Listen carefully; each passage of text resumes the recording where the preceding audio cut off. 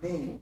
É uma alegria imensa poder retornar aqui depois de um. Eu compartilhei essa semana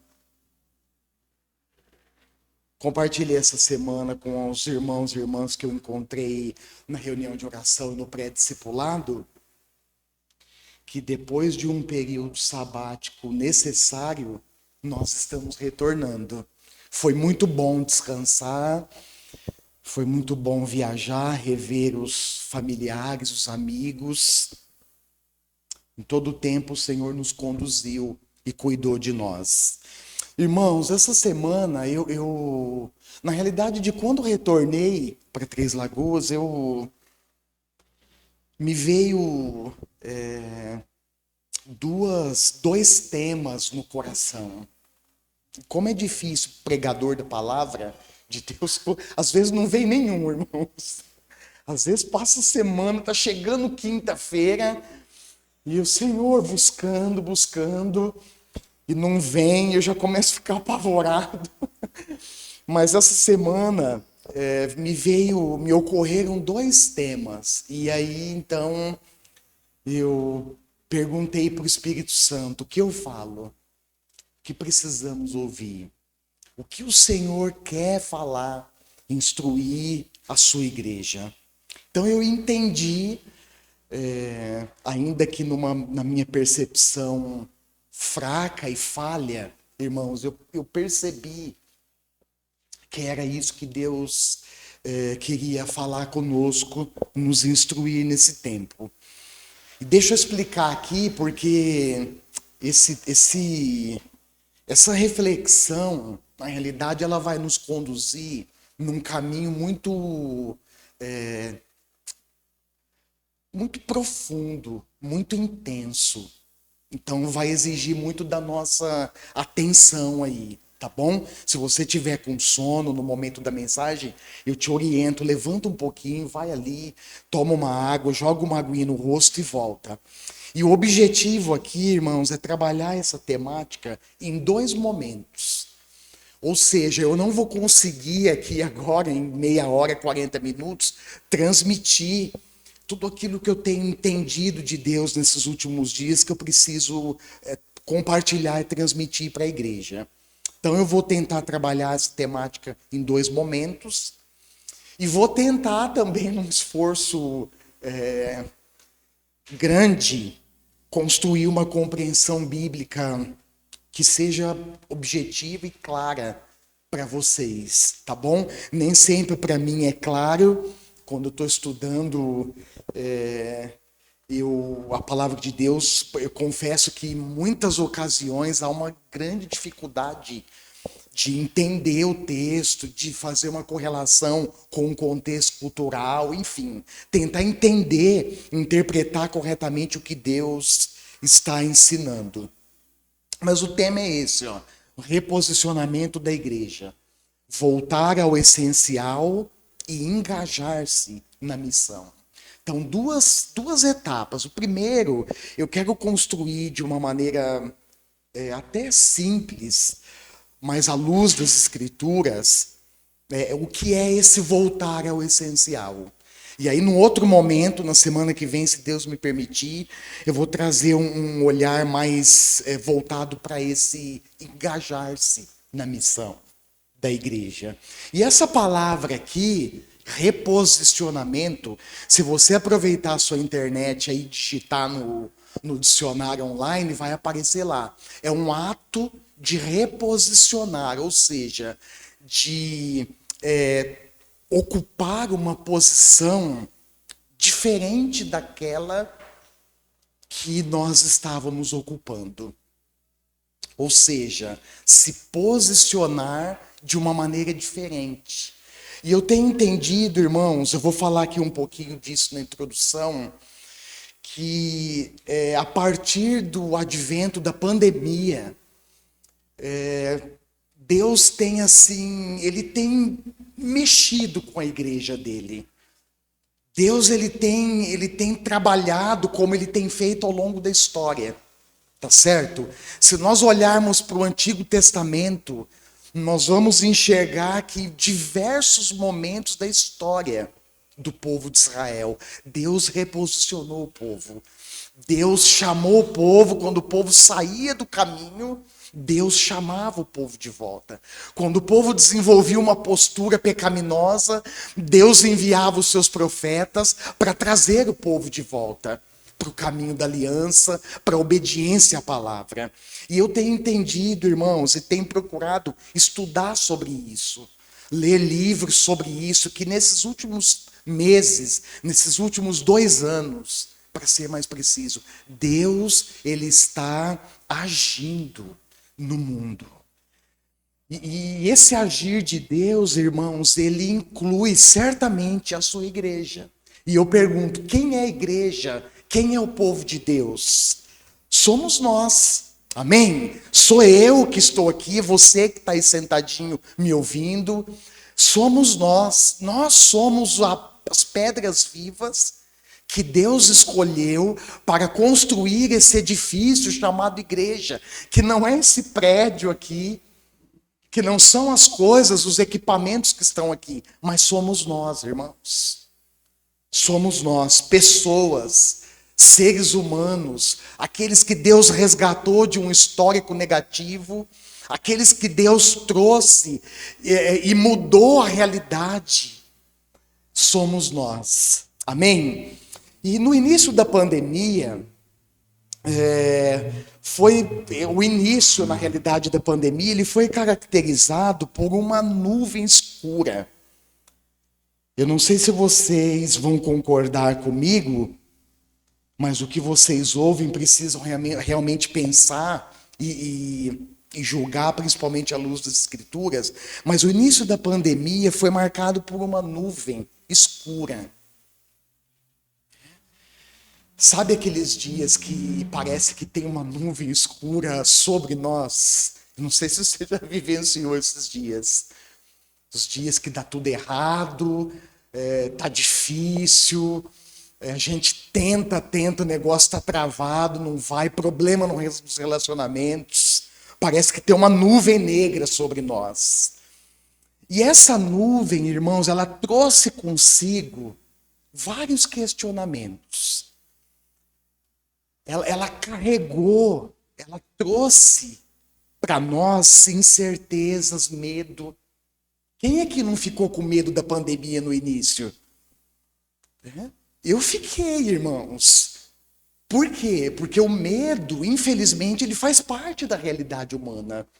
E as incertezas, a insegurança.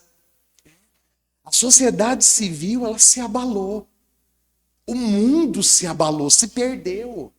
Em meio a um grande bombardeio de informações que chegava até nós a todo tempo. Chegava rapidamente de diversas fontes e impondo a nós o desafio e a responsabilidade, irmãos, de descobrir, de averiguar essas informações, se elas eram verdadeiras ou falsas. Alguns procuravam informações mais precisas da comunidade científica, por exemplo, dos nossos governantes. Alguns se atentavam a várias mensagens de diversas fontes, sem se atentar se aquelas mensagens, informações eram verdadeiras ou falsas. E nós não podemos negar que esse acontecimento impactou de uma maneira significativa vários segmentos do mundo, incluindo a igreja. A igreja, preste atenção nisso, irmãos, ela ainda está sendo impactada por essa pandemia.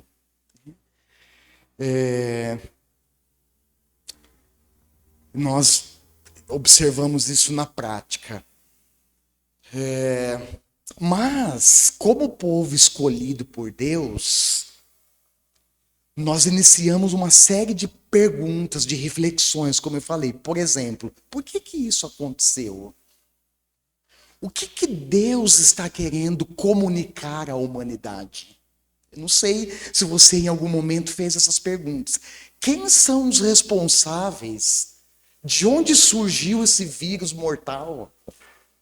Quem foi responsável por disseminar esse vírus? Vai fechar tudo, lockdown. E agora? Como é que vai ficar? Enfim, foram questionamentos que nós fomos levantando. E de fato, irmãos, nós ainda estamos tentando contabilizar os estragos disso.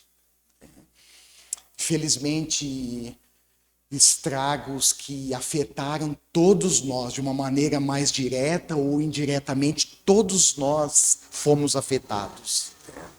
Alguns mais, outros numa escala ou num nível menor, mas o fato é que todos nós. Lendo um livro, eu destaquei um comentário de um homem chamado Antônio Guterres. Ele é secretário-geral da ONU e ele disse que a pandemia ela foi comparada a um raio-x. Quando você faz um raio-x no médico, o que o raio-x mostra? Tá doendo a perna. Ai, perna que dói. Eu vou lá no médico fazer um raio-x. O que o raio-x mostra, irmãos? A imagem daquele membro do corpo que eu submeti à radiação, ao exame. E ele disse que a pandemia ela foi comparada a um raio-x, mostrando as fragilidades, mostrando diversas fraturas nessa sociedade fraca, nessa sociedade limitada que nós mesmos estamos construindo. Mas, no que diz respeito à igreja, louvado seja Deus por isso. Nós vemos a igreja se mobilizando. Vários movimentos de ajuda humanitária.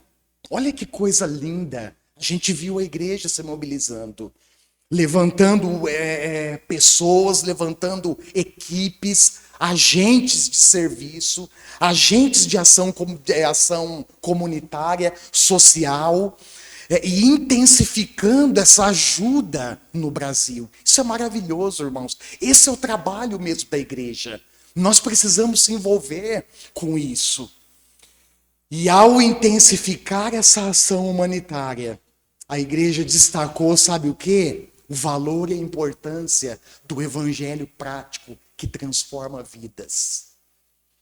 Eu vi um testemunho lindo de um livro que eu estava lendo esses dias, de um programa, uma ação da igreja de conhecer a comunidade local onde ela está inserido. E aí eles saíram, foram percorrendo os bairros ao redor e descobriram, irmãos, olha que coisa linda, uma família inteira que estava morando debaixo da ponte. E aí essa equipe, se eu não me engano, chama Projeto Aleph, é lá em Natal, no Rio Grande do Norte. Essa equipe se reuniu, mobilizou a igreja, olha que coisa tremenda. A igreja levantou recursos, na igreja, na própria comunidade, haviam profissionais da construção civil, pedreiros, carpinteiros, pessoas que se mobilizaram, levantaram recursos financeiros e mão de obra e construíram, irmãos, um cômodo para acomodar aquela família. Ou seja, é menos uma família no Brasil que está fora das ruas, que já não mora mais debaixo da ponte. Olha que coisa linda. E para embelezar ainda mais o evangelho prático, para a glória de Deus, uma das filhas daquela família, adolescente, começou a frequentar a igreja, se firmou na igreja e hoje, inclusive, é membro desse projeto, dessa equipe de ação voluntária, de ação social. Que coisa maravilhosa. Louvado seja Deus. Esse é o evangelho prático, irmãos, que transforma vidas. Esse é o evangelho prático que precisa mobilizar eu e você para olhar para o outro, para olhar para aqueles que estão precisando do nosso apoio, da nossa ajuda. O evangelho, que segundo a definição paulina, é o poder de Deus para a salvação de todo aquele que nele crê. Amém? Por quê? Porque no Evangelho é revelada a justiça de Deus, uma justiça que do princípio ao fim é pela fé. Como está escrito, o justo viverá pela fé, o justo viverá por sua fidelidade. Paulo cita aqui Abacuque 2,4, e se você for estudar Abacuque 2, você vai perceber, irmãos, que naquele contexto de ira, de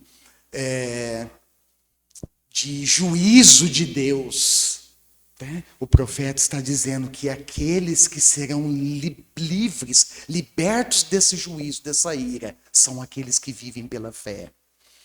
Fé no Filho de Deus.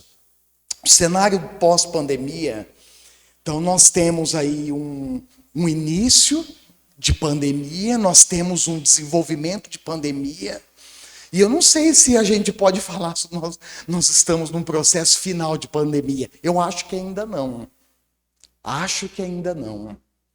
Porque os números mostram, os casos mostram que ainda não. Mas o fato é, irmãos, que esse cenário pós-pandemia, depois do tumulto inicial, e que começa a ser desenhado, nos convoca uma reflexão séria acerca de duas coisas: identidade e missão. Olha para a pessoa que está do seu lado e fala assim para ela: identidade e missão. Você tem pensado nisso? Você tem, nesses últimos tempos, refletido à luz das Escrituras qual é a identidade da igreja? Quem somos? Você tem refletido qual é a missão da igreja no mundo? Por que nós estamos aqui? O que somos chamados a fazer? Mas tem uma coisa, irmãos, a falta de conhecimento bíblico profundo tem resultado numa compreensão limitada de quem nós somos, repito, e do que somos chamados a fazer. Muitas vezes, irmãos, a igreja, ela se envolve. Nós temos falado um pouco disso, né, no nosso pré-discipulado aqui juntos. Nós temos construído, à luz das Escrituras, alguns pensamentos, temos estudado alguns princípios que têm nos colocado nos conduzido nessa direção. Muitas vezes, irmãos, nós fazemos coisas, nós nos envolvemos com atividades, nós empregamos recursos onde Deus não nos mandou se envolver e aplicar. E como consequência, as ações da igreja, elas ficam restritas no seu próprio contexto. Não que isso seja errado. Quando nós olhamos para a palavra de Deus, nós percebemos, nós aprendemos que nós somos chamados a amar uns aos outros. Paulo vai escrever, se eu não me engano, a Timóteo, vai dizer, olha, nós devemos fazer o bem, principalmente aos irmãos da fé. Aqueles que compartilham conosco da mesma fé. Mas, às vezes, irmãos, as ações da igreja, elas ficam restritas ao seu próprio contexto. Como eu disse, isso não é errado. Mas se nós formos com um olhar mais abrangente para essa escritura, nós vamos perceber que se o nosso cuidado ficar só entre nós, e ele deve sim existir, nós estamos fazendo a nossa tarefa pela metade. E você e eu precisamos entender, queridos, que essa ação da igreja, ela acontece onde nós estamos. Nós não precisamos, essa compreensão errônea, irmãos, de que nós só agimos, nós só nos mobilizamos quando nós estamos juntos, ou quando nós estamos cercados por essas quatro paredes, ainda é uma compreensão limitada do que Deus quer fazer na sua vida e através da sua vida. Do que Deus quer fazer na minha vida e através da minha vida, na minha e através da minha. do que Deus, irmãos, quer fazer na nossa vida e através da nossa vida. E isso se dá onde nós estamos.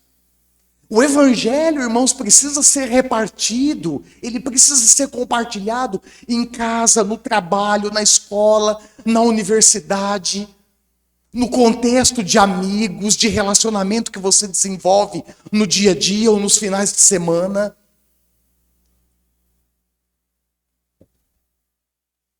Mas uma outra coisa que me leva a pensar com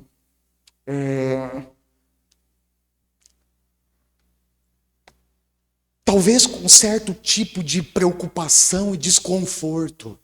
Por favor, entenda o que você vai ouvir agora. É que nós, a igreja, irmãos, e quando eu digo igreja, eu não estou apenas incluindo nossa comunidade aqui, a igreja como um todo. Certamente, nós temos uma observação mais precisa da nossa comunidade, tá certo? Do que as outras. Mas o fato é que a igreja de Jesus, ela é una, ela está espalhada por Três Lagoas, pelo Brasil e pelo mundo inteiro. E nós, irmãos, como igreja, nós gostamos de nos aglomerar nos nossos prédios. Gostamos ou não gostamos? Precisa responder, reflete aí no seu coração. É gostoso estar aqui, irmãos. Eu gosto de estar aqui. Hoje, por exemplo, eu estava ansioso.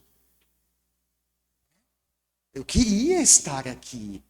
Graças a Deus eu estou. Nós gostamos, não que isso seja algo ruim.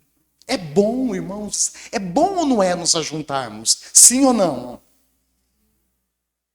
Você quer ver quando é para comer? É bom ou não é, irmãos? Fala aí. É bom, irmãos, nessas férias. Está gravando? Ai, ai, ai. Não vou falar então. Nessas férias, irmãos. Vocês perceberam? O pastor voltou um pouco mais gordinho. Irmãos, é uma delícia a gente se juntar, encontrar os amigos, comer juntos. Domingo que vem, se Deus quiser, na comemoração do Dia dos Pais, nós vamos ter esse privilégio. É uma bênção, não é ruim. Mas o fato, irmãos, é que quando isso nos prende, quando isso nos limita a agir no mundo, a fazer o que Deus nos mandou, isso começa a se tornar um problema para nós. Porque aí a gente, ao invés de ser igreja no mundo, nós nos tornamos um monastério. Os monges de antigamente se isolavam do mundo, porque eles acreditavam, olha só, eles acreditavam que se isolando do mundo, a espiritualidade deles seria mais ativa e efetiva. Mas quando nós olhamos para a palavra de Deus, irmãos, nós vemos que uma espiritualidade saudável e ativa é essencialmente quando ela é mostrada ao mundo, quando ela é desenvolvida, quando ela é aplicada ao mundo. Em quem nós vemos essa realidade se concretizar? Em quem? Em Jesus. Vou falar disso daqui a pouco, em Jesus. Gostamos de sentar numa boa cadeira, ouvir um bom sermão.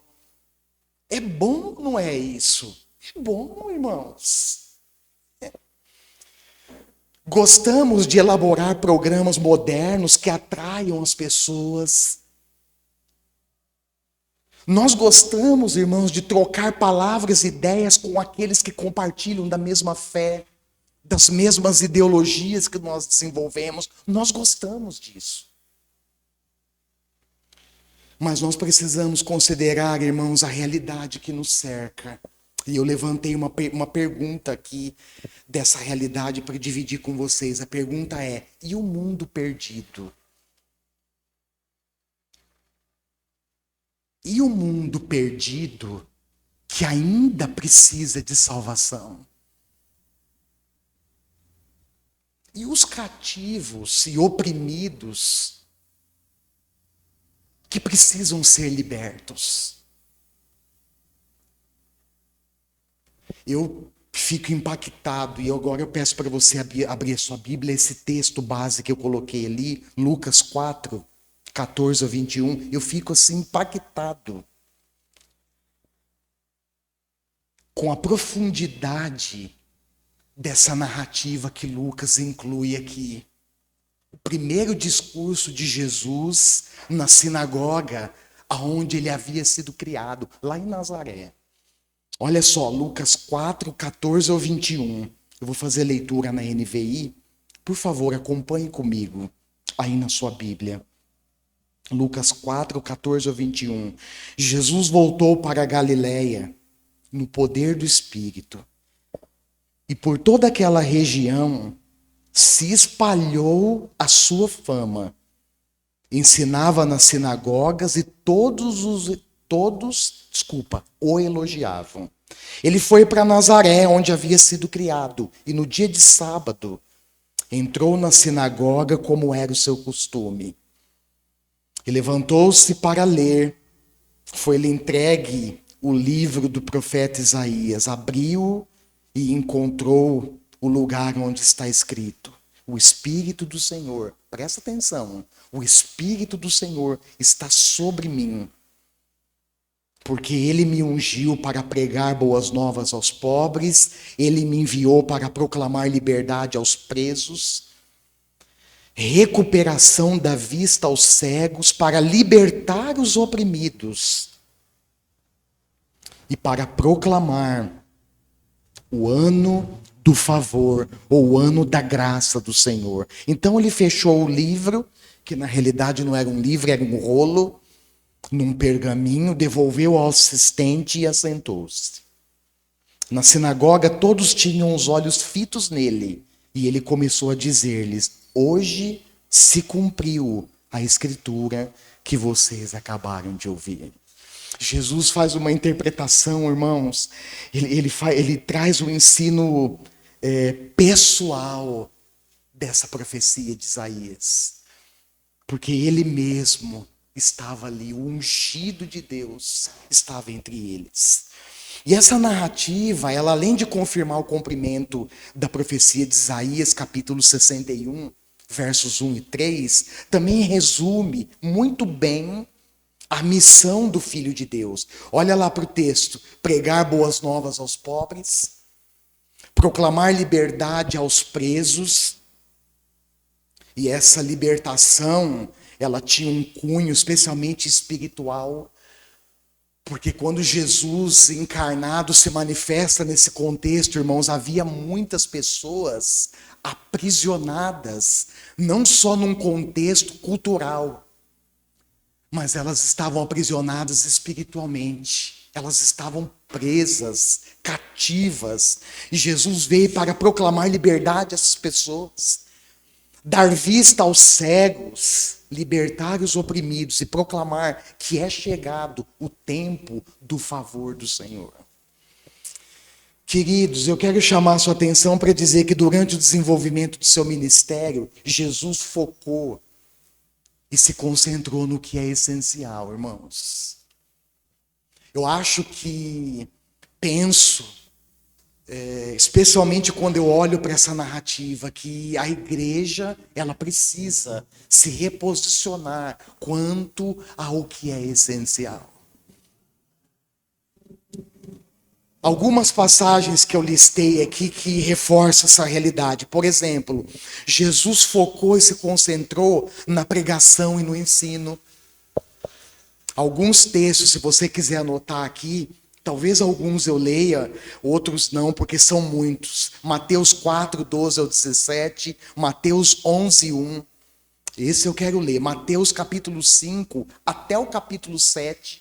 Que registra todos os ensinamentos éticos, espirituais, morais, sociais que Jesus ele ensina no Sermão do Monte. Lucas 8, 1 ao 15. Vai ver comigo Mateus 11, 1.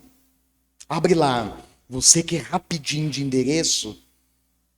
Mateus 11, 1. Depois que terminou de instruir os 12 discípulos, Jesus saiu para ensinar e pregar nas cidades da Galileia. Jesus focou, irmãos, na essência de escolher, de formar e de enviar os seus discípulos. Nós falamos disso aqui na sexta-feira. Mateus 4, 18 ao 22, Marcos 2, 13 ao 17, Mateus 14, 13 ao 21, João capítulo 13, Mateus 17, 24 ao 27, Lucas 9, 1 ao 6. Jesus focou na cura de enfermos e na libertação. Mateus 17, 14 a 23, Marcos 10, 46 a 52. Vamos ver esse texto em Lucas 8, 26 ao 39. Marcos 10, abre lá comigo, 46 ao 52. Olha só, ministério de cura de enfermos e libertação. Marcos 10, 46 ao 52. Então chegaram a Jericó. Quando Jesus e seus discípulos, juntamente com uma grande multidão, estavam saindo da cidade, o filho de Timeu, Bartimeu, que era cego, estava sentado à beira do caminho pedindo esmolas. Quando ouviu que era Jesus de Nazaré, começou a gritar: Jesus, filho de Davi, tem misericórdia de mim. Jesus parou e disse: chamem-no. E chamaram o cego. Ânimo, levante-se, ele está chamando. Lançando sua capa para o lado, deu um salto, pôs-se em pé e dirigiu-se a Jesus. O que você quer que eu faça? Perguntou o cego. Mestre, o que você quer que eu faça? Perguntou. O cego respondeu: Mestre, eu quero ver. Vá, disse Jesus, a sua fé o curou. E imediatamente recuperou a visão e seguiu Jesus pelo caminho. Jesus, irmãos, focou no essencial. E eu acredito, vou repetir isso, que esse reposicionamento da igreja, irmãos, inclui esse alinhamento com o que é essencial. Aquilo que Deus fez e aquilo que Ele nos ordena fazer. Jesus focou em salvar o perdido. Lucas 19, parábola da passagem, de Zaqueu, publicano. Lembra? Um dos textos mais lindos das Escrituras. João capítulo 3, 16 ao 17. Jesus, irmãos, Ele cumpriu a vontade do Pai. Jesus fez o essencial, Jesus fez o que ele tinha que fazer. Jesus foi obediente até a morte e morte de cruz. E na missão do Filho nós aprendemos uma lição importante. Qual é essa lição? Anota aí. A nossa identidade determina o que nós precisamos fazer. Se você acredita nisso, diga amém. Amém? Olha para a pessoa que está do seu lado, não deixa ele cochilar, não. Ajuda ele, fala: irmão, a nossa identidade determina o que nós precisamos fazer. Sabe por que Jesus fez tudo isso, irmãos? Porque isso fazia parte da essência, da identidade dele. Ele veio para salvar e buscar o perdido. Ele veio para alimentar o faminto. Ele veio para libertar os oprimidos, irmãos.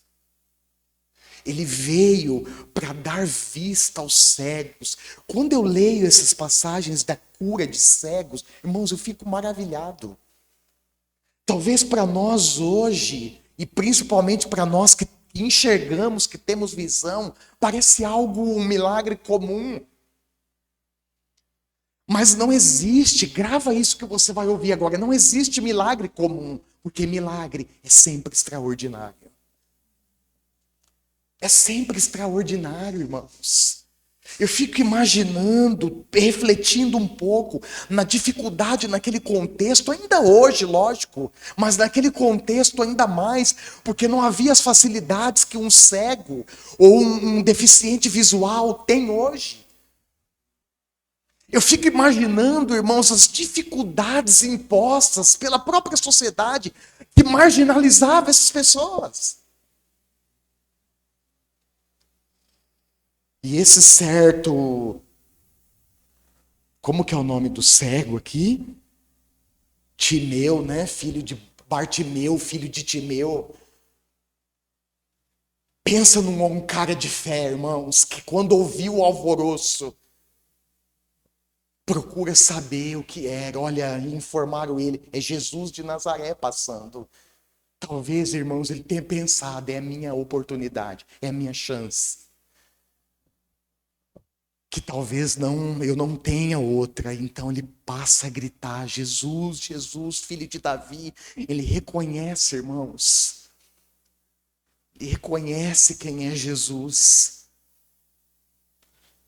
A linhagem humana de Cristo, do Deus encarnado. Jesus então cura e ele passa a seguir a Cristo. Fato é, irmãos, que a igreja, ela precisa refletir nisso. Nossa identidade determina o que nós precisamos fazer. Entende? Não é o que o pastor quer, irmãos. Não é o que a liderança quer, por mais que a gente deseje algumas coisas, por mais que a gente até pense em algumas novidades, mas quando nós somos fiéis às Escrituras, e nós precisamos ser, nós nos deparamos, irmãos, nós somos confrontados entre a nossa vontade, entre aquilo que nós queremos, que nós achamos importante fazer, com o que Deus de fato nos manda fazer. Identidade e vocação são irmãs inseparáveis. E eu quero deixar algumas perguntas para vocês. Primeira, a igreja tem concentrado seus esforços e dons naquilo que é essencial. O que você acha? Quando você pensa, e você precisa pensar, eu estou pensando, nós precisamos pensar. Quando você pensa na questão da identidade, quem nós somos, o que nós precisamos fazer, qual a missão, eu vou falar disso na próxima semana. Vou tentar definir o que é biblicamente, o que é missão, identidade missional da igreja. Quando você pensa, irmãos, no desenvolvimento dessa comunidade até hoje, talvez fica difícil, né, puxar um histórico. Puxa, pastor, difícil puxar um histórico aí de, sei lá, de 5, 10 anos atrás, mas tenta pensar hoje, no presente, então. Será, irmãos, que nós somos uma comunidade de discípulos de Jesus, uma comunidade de fé que tem concentrado seus esforços e dons no que é essencial? Será que nós temos, irmãos, nos preocupado em compreender qual é a vontade de Deus nesse tempo?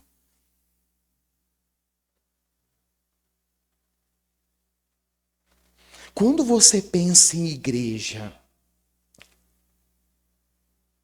o que vem ao seu coração? Não precisa responder, tá? Não, inclusive não é para responder para mim, é para você pensar. Quando você pensa em igreja, corpo vivo, ativo, dinâmico, não um corpo doente, mas um corpo saudável, o que vem na sua mente? Para muitos irmãos, igreja é oba-oba. Para alguns, a igreja, irmãos, seja um ajuntamento só para comer, como eu disse aqui. Talvez, irmãos, para muitos ou para alguns, a igreja seja um clube.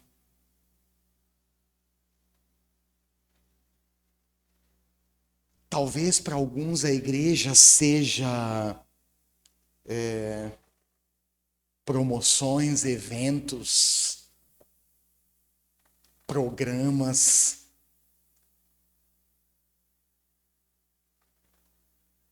Talvez para alguns, irmãos, a igreja seja uma oportunidade de falar mal dos outros. Mas e para você?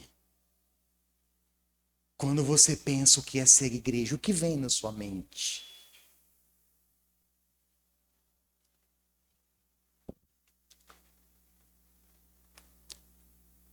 Nós temos aproveitado cada oportunidade para compartilhar as boas novas que transformam vidas.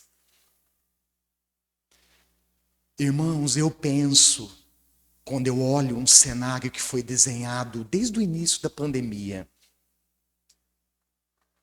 eu penso que esse cenário de dificuldade foi um cenário oportuno, como se fosse um campo de oportunidades para que a igreja mostre o amor de Deus ao mundo. Lógico, eu sei que quando eu falo isso é bonito, mas na prática não é fácil, irmãos. Se envolver com o mundo não é fácil. Se envolver com a realidade negativa das pessoas não é fácil, irmãos. Se envolver com as mazelas das pessoas, se identificar com o pecado das pessoas, se identificar, irmãos, com as necessidades urgentes das pessoas, principalmente necessidades da alma, da existência, não é um trabalho fácil. É custoso. Porque envolve, irmãos, mexer, envolve confrontar a nossa própria natureza. Envolve confrontar o nosso egoísmo, a nossa particularidade, o nosso individualismo. Irmãos, como nós temos construído nesses últimos tempos uma sociedade individualista.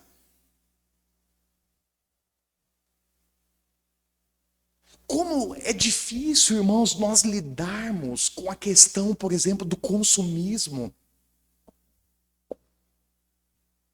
Nós queremos. Como é que nós vamos ofertar? Como é que nós vamos oferecer ao outro?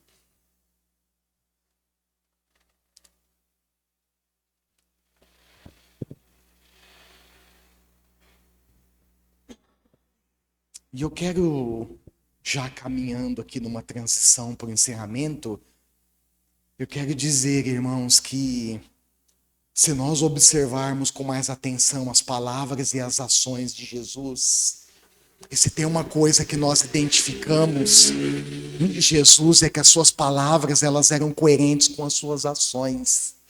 Será que hoje, irmãos, nós podemos, se formos ousados e sinceros, será que nós podemos dizer que isso acontece na igreja hoje? O que nós falamos é coerente com a nossa ação?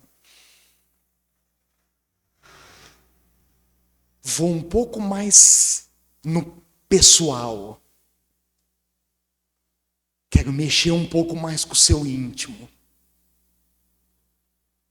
Será que eu e você somos coerentes? As nossas palavras, elas batem, elas estão alinhadas com o que nós vivemos? Com o que nós fazemos?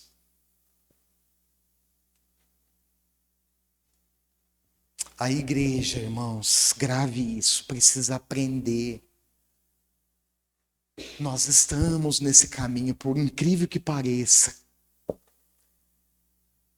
Por incrível que pareça, irmãos, há tantos séculos de existência, a igreja ainda precisa saber quem ela é e o que ela precisa fazer. A igreja, irmãos, ela precisa aprender a desenvolver uma autoimagem correta de si mesmo. É tipo assim, você se olha no espelho, quem que você vê?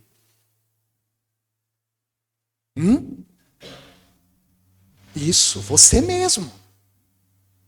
As mulheres, quando você se olha no espelho, você vê você mesma ou você vê a Gisele Bündchen? Os homens, quando olham no espelho, você vê você mesmo, a realidade plausível, concreta, ou você vê o Tom Cruise?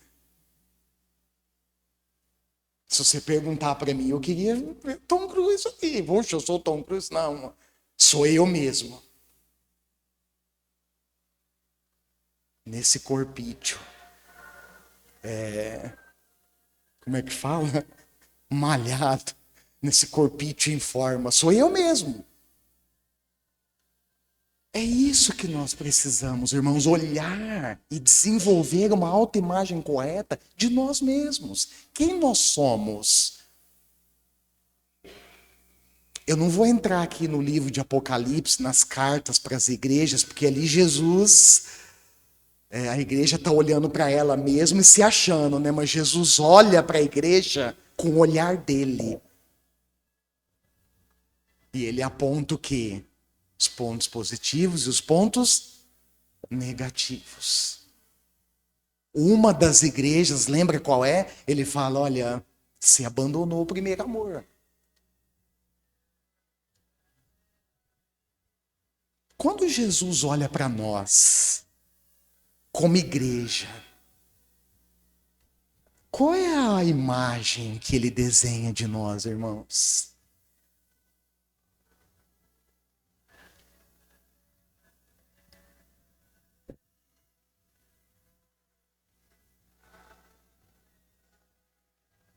Tem até música de fundo. Tudo bem, não é a que eu queria, mas música de fundo. Volta aqui comigo, irmãos, voltar ao essencial.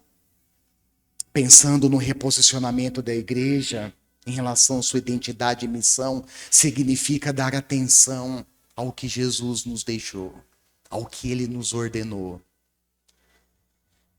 E eu vou fechar com esse texto. Abre comigo João 14.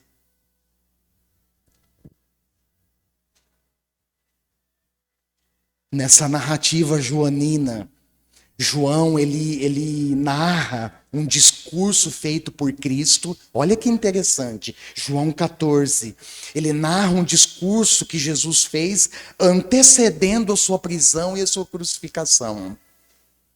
E nessa declaração, nesse discurso, se você olhar bem para o texto, você vai perceber que Jesus ele está fortalecendo os discípulos. Porque os discípulos, quando ouvem que Jesus vai partir, aquilo gera no coração deles, irmãos, tristeza. E Jesus está aqui fortalecendo os discípulos. E Jesus é maravilhoso, porque ele fortalece os discípulos, introduzindo uma promessa maravilhosa. Qual é essa promessa? Olha aí para o texto. E responde para mim, qual é essa promessa?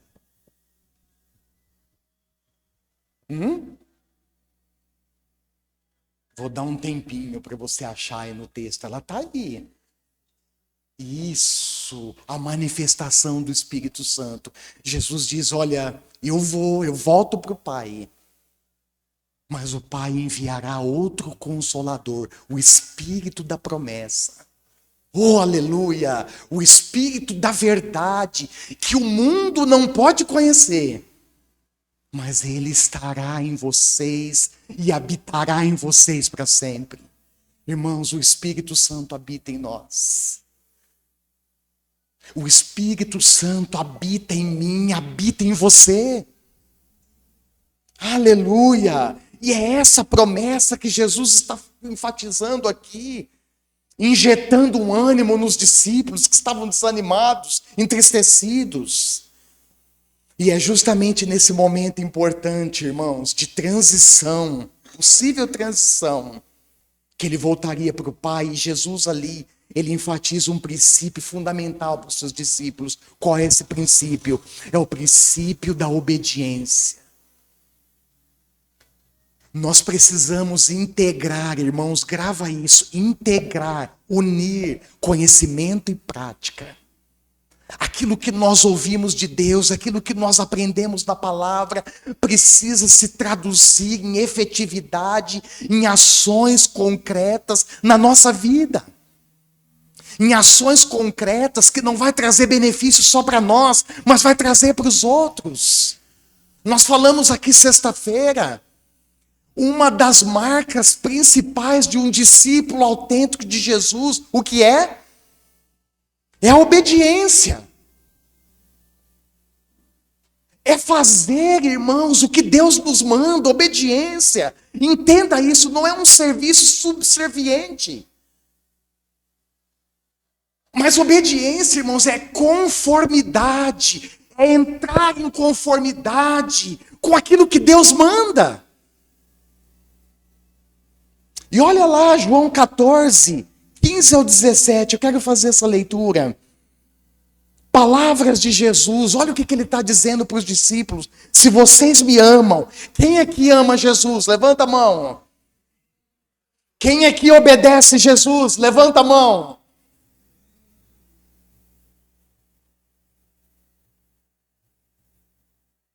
Olha o que ele está dizendo, irmão. Se vocês me amam, vocês obedecerão os meus mandamentos. Eu pedirei ao Pai, lhes dará outro conselheiro para estar com vocês para sempre. O Espírito da verdade. O mundo não pode recebê-lo, porque não vê e nem o conhece. Mas vocês, olha só, mas vocês o conhecem, pois ele vive com vocês e estará em vocês. Oh, aleluia. Aleluia. Para Jesus, irmãos, obediência é sinônimo de amor e não de obrigação. Para Jesus, o essencial, grava isso, foi fazer a vontade do Pai. E isso ficou comprovado no clímax do seu ministério. Qual foi o clímax? O ponto auge máximo do ministério de Jesus? Foi curar cego? Qual foi o ponto máximo do ministério de Jesus, irmãos? Foi libertar os oprimidos? Foi pregar aos pobres? O auge do ministério de Jesus, Mateus 26, 36 ao 39, está escrito lá. Foi a sua morte sacrificial e altruísta por causa dos nossos pecados. Só tinha uma pessoa, irmãos, que poderia atender a exigência justa do Pai. Sabe quem foi? Jesus, o Cordeiro de Deus que tira o pecado do mundo. Amém? Feche os seus olhos. Tenta se concentrar aqui. Eu sei que é difícil, atrapalha um pouco, mas tenta se concentrar no que você ouviu. Ainda temos muito a trabalhar, irmãos. Ore por mim. Na semana que vem eu quero complementar essa abordagem um pouco mais. Ainda tem muito a trabalhar, a enfatizar quando a gente entra nessa questão do reposicionamento, pensando na identidade e na missão da igreja.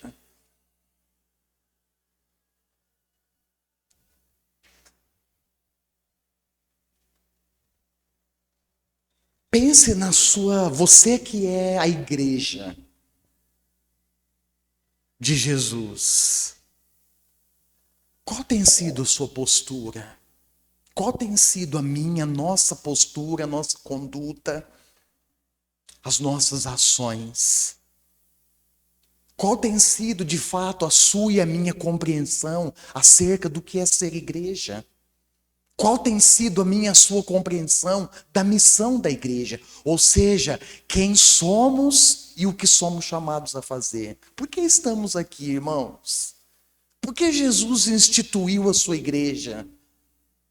Qual é o propósito dessa igreja existir? Quero convidar a equipe do louvor para me auxiliar aqui, por favor.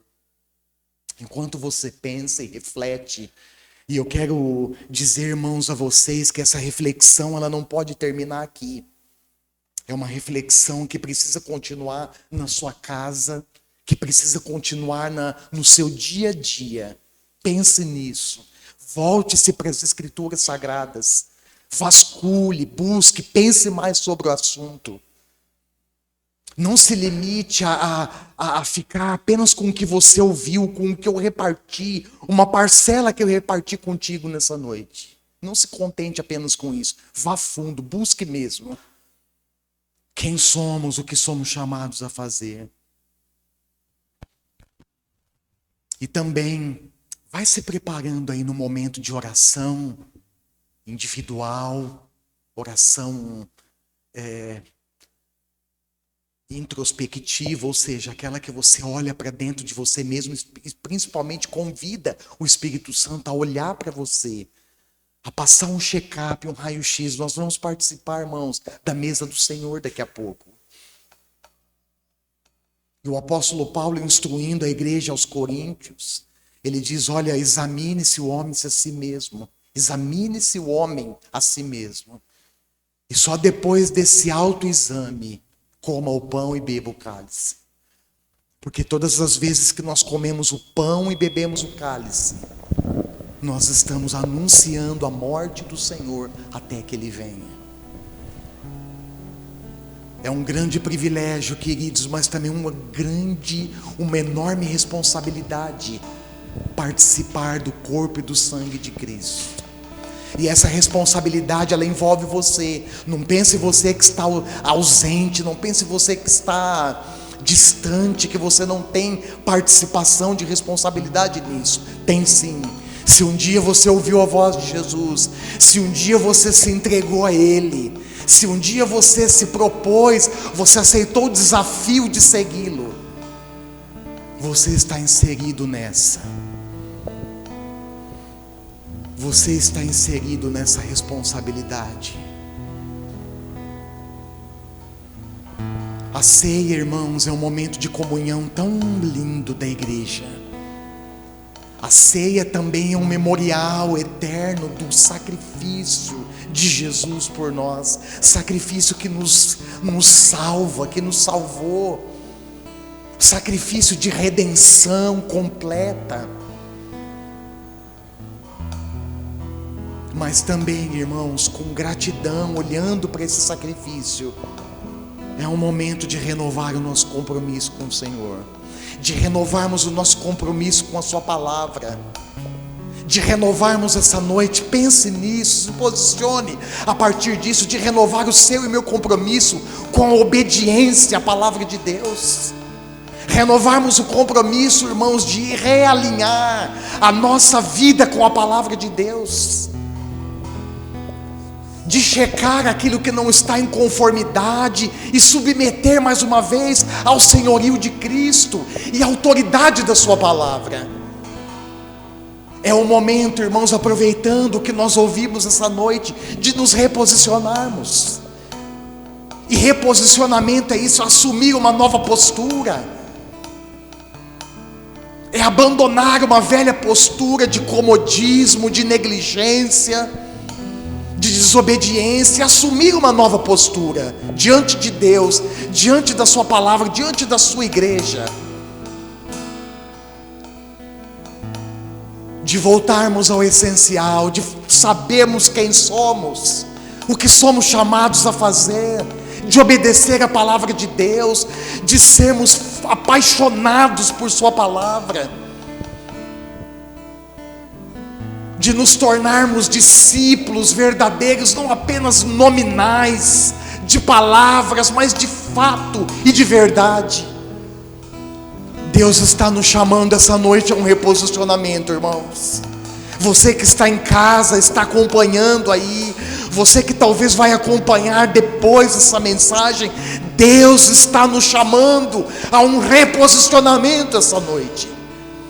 Reposicionamento que nos conecta com a identidade da igreja, que nos conecta com a missão da igreja, que nós vamos trabalhar na semana que vem.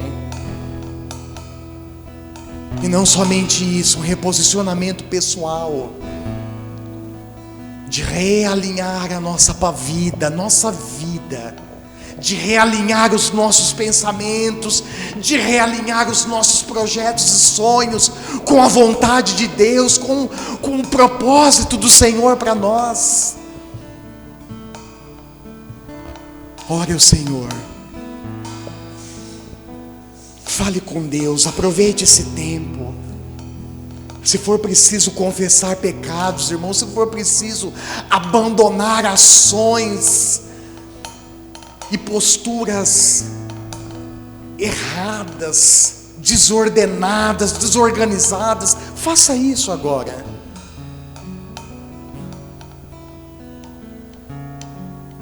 E depois, com profunda alegria, celebração, gratidão, tome o pão e beba o cálice. Senhor, nós te agradecemos por essa noite, por esse ajuntamento especial. Como eu disse, não há nada de ruim nesse ajuntamento, pelo contrário, é bom. Mas o Senhor nos convoca a um reposicionamento. A vida cristã não se resume apenas nesse ajuntamento dominical, Senhor. Como nós precisamos, Senhor, não só compreender, mas como nós precisamos abandonar a velha postura e nos posicionarmos diante disso. Ajuda-nos, tenha misericórdia de nós. A vida cristã não se resume, Pai, em atividades, em eventos e programas que nós elaboramos para satisfazer o nosso próprio coração. Pelo contrário, a vida cristã se resume em obedecermos a sua palavra. Ajuda-nos, ajuda-me. Eu confesso a minha dificuldade, Senhor, nisso. Eu confesso que eu ainda, Deus, patino, ainda, Deus, escorrego, ó Deus, em tantas questões.